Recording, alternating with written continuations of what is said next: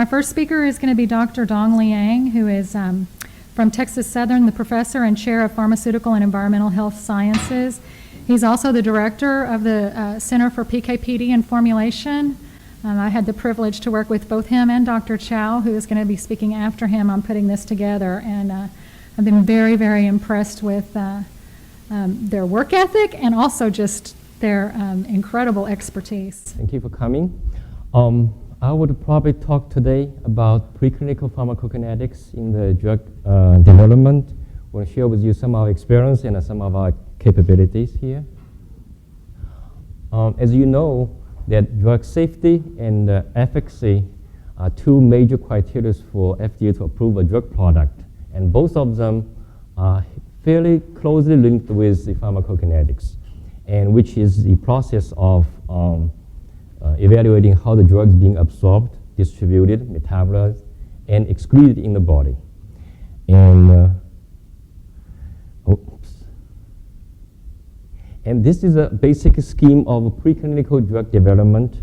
Okay, starting from the very left, when a compound is being identified through the lead optimization, it will probably go through this whole process before it gets to the human trial, which is first in human, which will be the, we call investigational new drug application to the FDA IND. And this scheme, in this scheme, we are mainly involved into 9 aspects of this kind of studies, and which is right now being funded by the separate core facility. I will be mainly focusing today on the middle component of it, mainly the pharmacokinetic study about it. Dr. Chow will cover the PK/PD aspects. And we have another speaker. I have a slide here I will show that we also have a capability of doing the drug formulations as well as advanced drug delivery systems. In terms of pharmacokinetic studies, we usually start with intravenous drug administration if the drug is new, never being administered to any animals. And since IV will have a minimum of these kind of interference factors, so we usually looking at first to what happened if the drug brand new, never been dosed in anywhere in the animals, what happened. So intravenous administration, we characterize what's going to happen, what is drug going to be happening after administration, intravenous administration. Most of the drugs on the market, probably over 70% of these drugs are oral dosage formulations. So also we would like to know the next step is what is the drug bioavailability of it. We also wanted to know after multiple doses, is the drug accumulating or not? Is the drug linear in terms of pharmacokinetics, drug distributions in the tissue, as well as mass balance.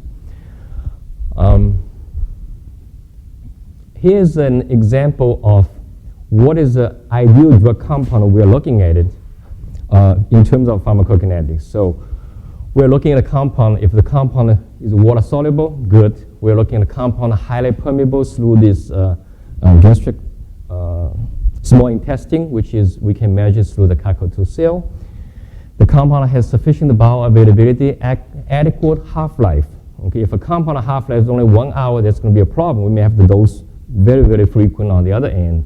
The linear pharmacokinetics, if it's non-linear, then it's very hard to predict what's happened from our PK point of view. And also in terms of metabolism, we don't want a compound to be unpredictable. And also, we want a compound to have a wide range of the safety versus efficacy range. So we don't want to get into a very narrow therapeutic index range. And lastly, is not least, is that if we can predict what is the pharmacokinetics versus pharmacodynamics, that will be perfect for us. And here's one of the picture here. You can see that this is one of the pharmacokinetic study we're using rat as an animal model. This is in the picture shows the rat in the metabolism cage. And we generally cannulate the rat through the jugular vein cannulation. And the cannula comes out of from the back of the rats. And the rat is putting into the metabolism cage, and they can move freely around, and we can dose through this cannula and without any kind of the irritations to the rat. And also we can collect the rat feces and urines from the cage, and all of those things we will be removing the food before we dose in the morning. And for the IV administrations, we generally do not dose more than 5 milliliter per kilogram. For the orals, can go up to about 10 mil per kilogram. And we collect at least 5 plasma half-lives to analyze the drug profile. One of the major components for pharmacokinetic studies is that we have a very good specific and sensitive assay to analyze drugs in the plasma, because there's a bunch of compounds in the plasma. So a very specific and very sensitive assay is very important for the pharmacokinetic studies. Right now in our core facility, we have top-of-the-line LCM-SMS, very powerful, has very high specificities, as well as the minimal amount of the samples required for our study here. And this is one example that all these assays, we need to be validated and make sure that they don't cause any problem later on. Because here's an example. Before, when we prepare the sample, we see some kind of interference peak coming out of it. After overnight in the auto sampler, this interference peak gets bigger and bigger. And now here, after modification of this assay, we control this degradation process, and we get a very symmetric profile. And that gets us with very reliable linearities for us to quantitate this. And here's a couple of examples. We actually developed the assays for this one example for the prodrug with its active compound and then metabolite. And this is another example that we use the instrumentation to separate, quantitate the mannose out of the glucose. Essentially, these two molecules, exact same molecule, same molecular weight, same molecular structures. This is one example for the bioavailability study. Generally, we do a crossover study. This is one of the compound, and if you look at the triangles represent after oral administration, the profiles, the concentration of the drug versus time, and the circles represent after IV administration. And based on this crossover study, the reds dosed on 2 different periods, and we evaluate their area under the curve. We find for this compound bioavailability is about 60%. This we view as pretty good compound actually for the development. Another compound here, similar bioavailability studies, looking at compared to the first one. This compound has the IV administration and this oral administration. The absorption phase, as compared to the first one we look at, is fairly fast here. Bioavailability is about 40%, not so bad. This one. Okay, we have another compound worked on here. It's actually the water-insoluble compound here. And now the bioavailability gets down to less than 10%. And the question is that what does the low bioavailability impact our drug development? It's going to be what's going to sign? What are we going to do with that? So let's take a look at, we are more concerned if it's less than very low in oral bioavailability, more concerned about where the drug go, what happened on that. So we actually have different ways to characterize to find out where the drug go actually. So we look at to see if the drug is stable in the plasma. Okay, during the process, did we get a drug get lost during this whole process?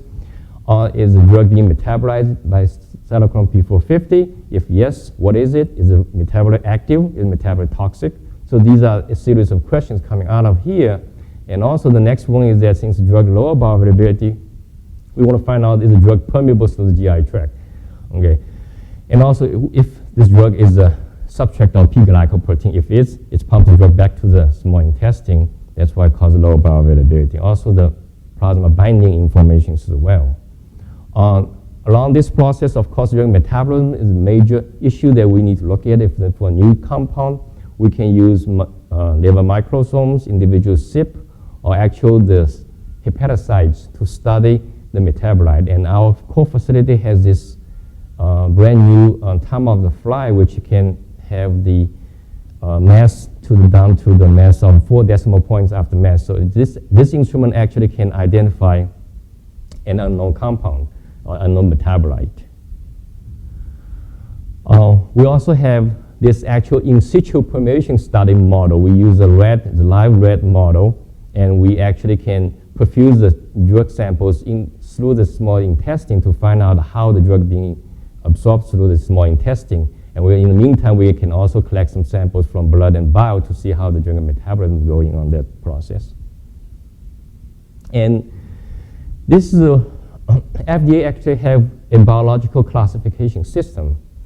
It's a system which aids to evaluate what the different class of drugs. So by this system, the drugs have been categorized into 4 different groups.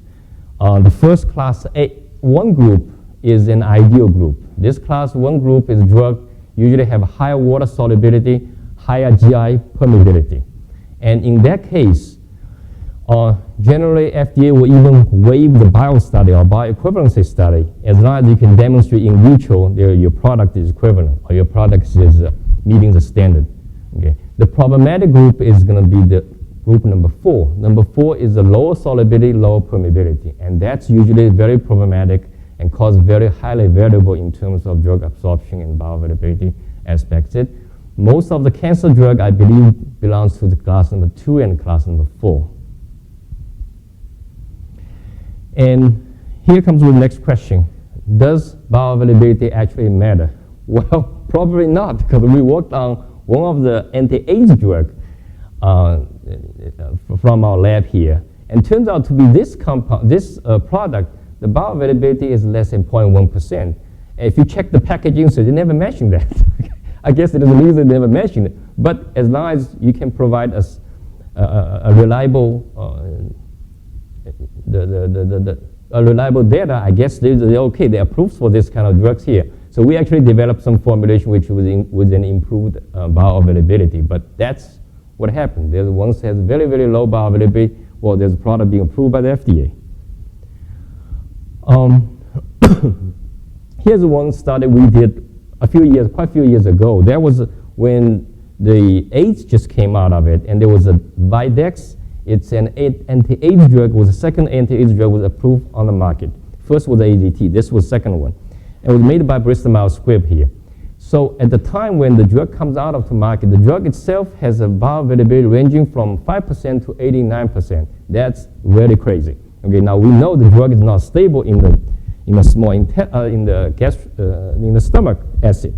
So they made an enteric-coated product. Also, they add some kind of sodium bicarbonate with the preparation. Still, the variation still exists. So that time, we actually looked at the structure. It's very similar to it's a purine compound, very similar to the hypoxanthine.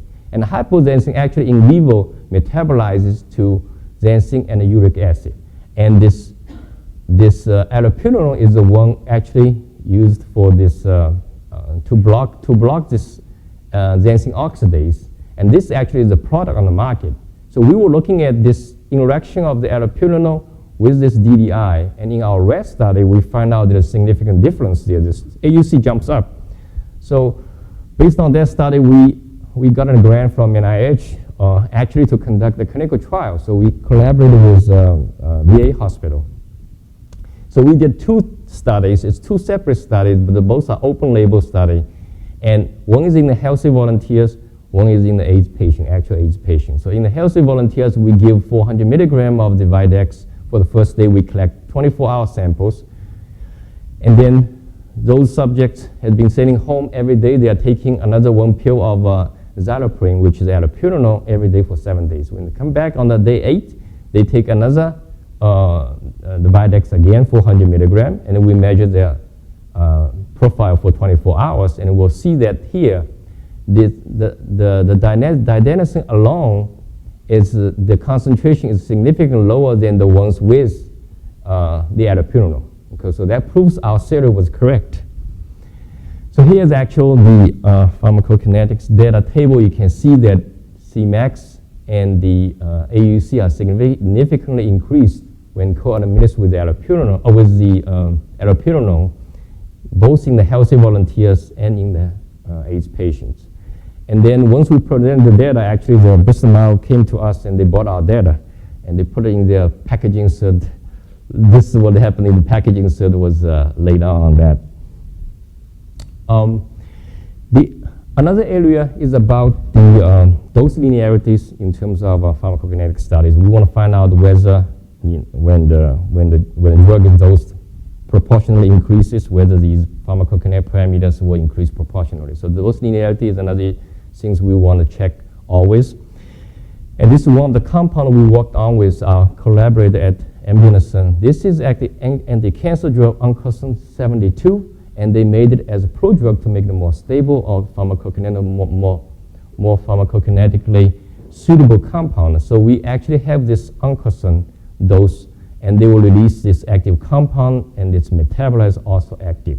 So 3 of them we are monitoring, and we did 3 different doses. We dosed at 10, 25, and 50 milligram to the rats, and we checked both the prodrug, the active compound, as well as the active metabolite. And the profile shows there is a kind of proportion, but it's very hard to say whether it's proportional or not. We actually looked at the pharmacokinetic parameters here. And if you look at these parameters, mainly we're looking at see if the clearance is the same. Obviously, the clearance changes with different doses. When we dose increase from 10 to 50, clearance changes. There is an indication that's not linear. And the main parameter we're looking at is AUC and the Cmax. So let's take a look at for AUC of the Oncoson 72. At 10 milligram dose, AUC is 2. At 50 dose, AUC is 20. Okay, if it's proportional, it would be about 2 times 10 about 10. So that shoots up on that. So that indicates it's not linear. But we want to make sure that whatever our conclusion is correct, so we did a log linear regression. We did a log of the AUC versus log of the dose, and we found out that the slope is not 1. Okay, the slope of 1 is required for us to demonstrate that it's not linear. So none of that are linear, but that doesn't mean that the drug is not able to move ahead, but we can go lower. In other words, this is 50. If we go lower, they may become linear. This is another study I want to show you that we're working on from our pharmacokinetic aspects. This is a collaborative study with a collaborator at Texas A&M. It's on the one of the separate funded project. And actually, the aim is to formulate a novel therapy for the oral cancer. And the idea is that you want to develop a patch formulation which can apply to the tongue of the cancer patient. Okay? So the idea is to formulate the mycophenolate, which is an immune suppressant agent, formulate into a drug delivery system, and then apply to a tongue to see if that can reach the topical, the application purpose. So our job is to see if we can, looking at the kinetics aspects, see how the development goes. So this is actually a picture of the actual patch applied to the tongue there in the rat model here. As you know that there is no, very few the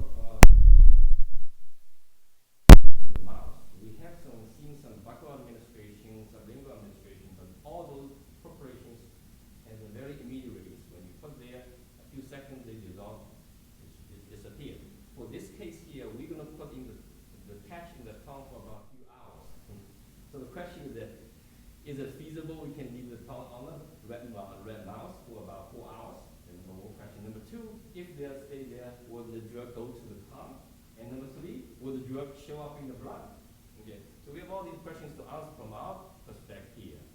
And so we did an in vivo study for this compound, a myophenolic acid here. This compound even gets more complicated. It's a marketed compound. It's a marketed drug now. But the compound is going through we call enterohepatic recirculation. Okay, meaning that the drug will be conjugated to the phase 2 metabolism in the liver and conjugate to the gluconate compound, and then this compound will be excreted to the bile, and from bile to the small intestine. And once it gets to the small intestine, this compound will. Okay.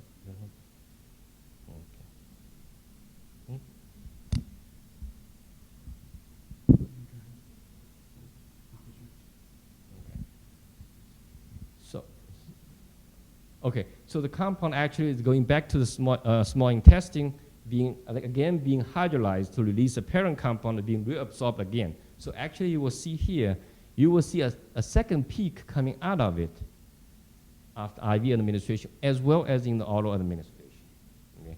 And in the past, people have never actually fit the model, because with regular wing numbing, we can't even fit these data. And with the help with Dr. Charles' group, we actually developed the enterohepatic model. Now we can see these lines fitting well in this one.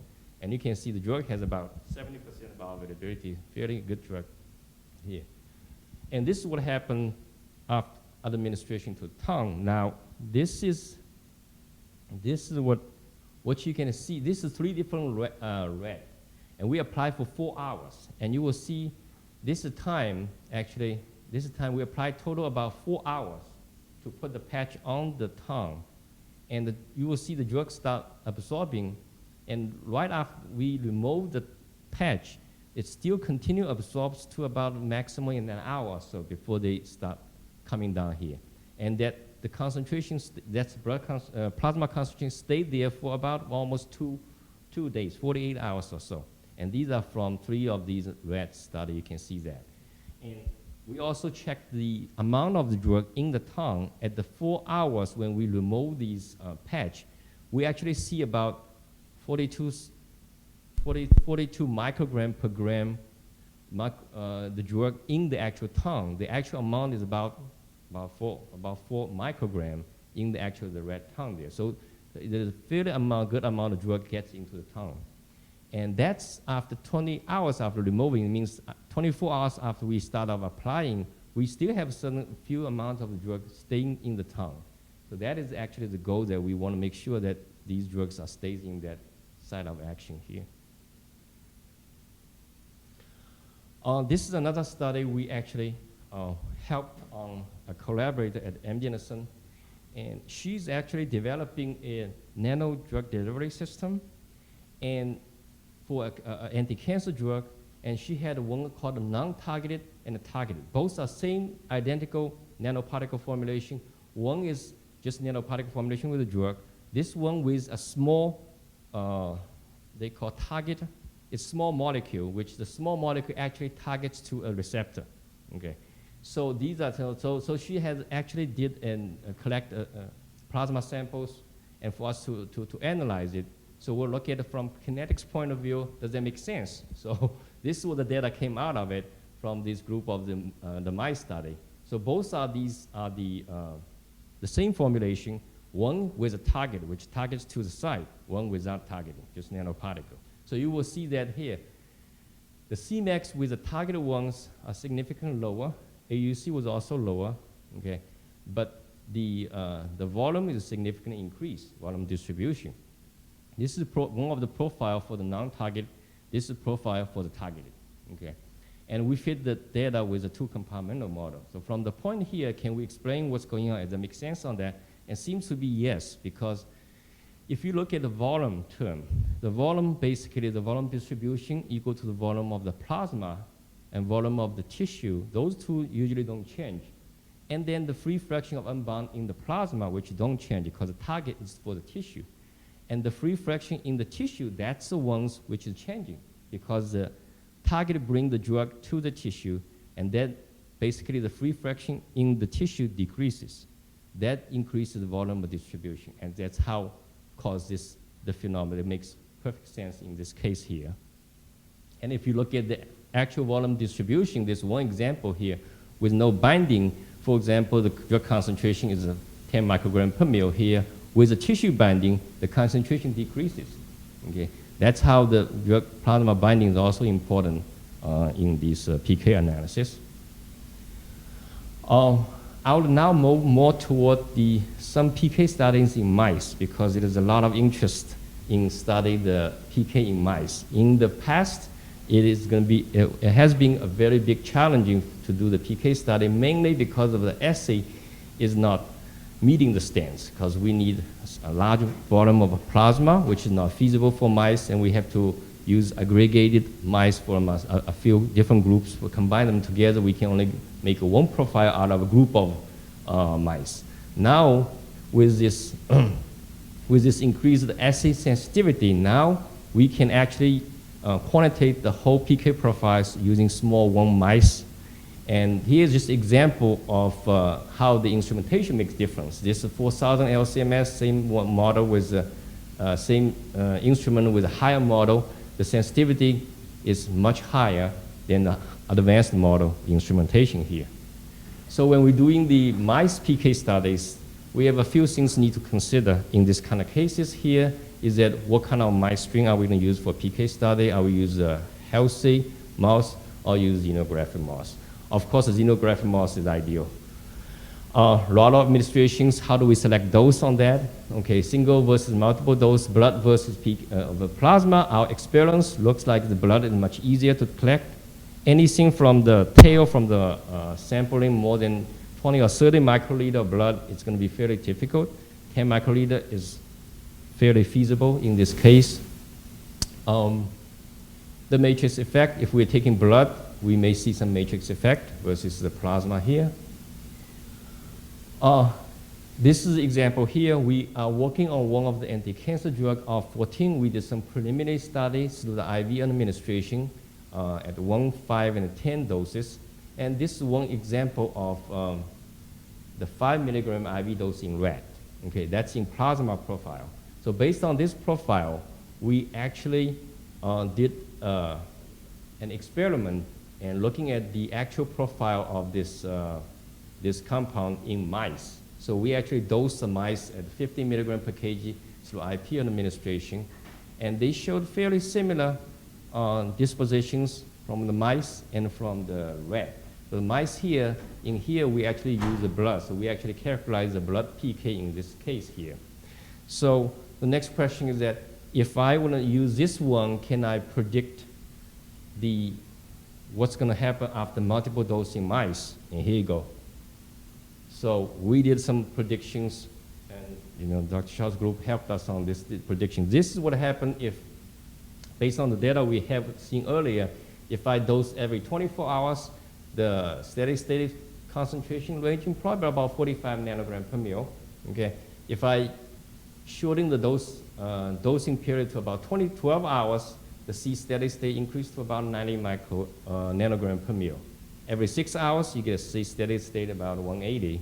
And if I dose every 3 hours, which is a half-life, if you remember, that's a half-life of 3 hours. If we dose on half-life, this is what kind of steady state you were reaching, about 350 nanogram per ml. So that study basically will help us to design our PK and PD correlation studies. Okay. And in summary, we have we have discussed all these PK studies. In terms of the starting wise, the main turnaround time probably is the ICOC approval process. We try to speed up on that process on that. And that's our website, and we welcome your comments and welcome for any collaborations.